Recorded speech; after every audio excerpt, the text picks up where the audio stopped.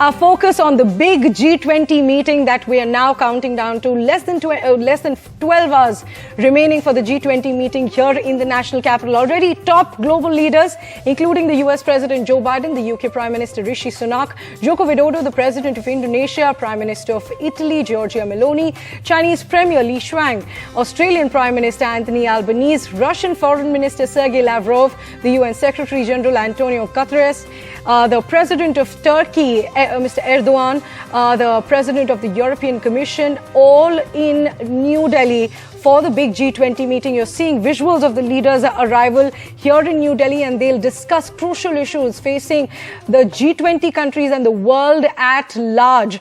The latest that we have is that India and US have had a bilateral meeting ahead of the G20 summit, and a joint statement has also come out in which President Biden has lauded India's G20 presidency for further demonstrating how the G20 as a forum is delivering important outcomes.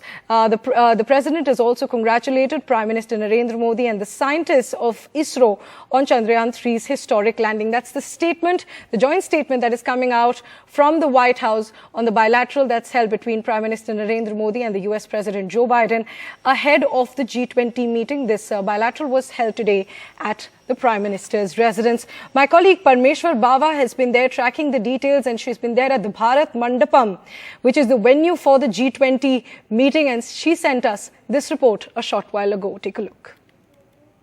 As we've been covering from the International Media Centre outside the Bharat Mandapam, this is more than just high-level diplomatic talks for India. India is currently at the forefront, whether it's the space sector, whether it's sports, whether it's entrepreneurship or the economy. And now we're on the high table discussing the agenda for the world, not just in terms of economy, but also people to people and humane issues.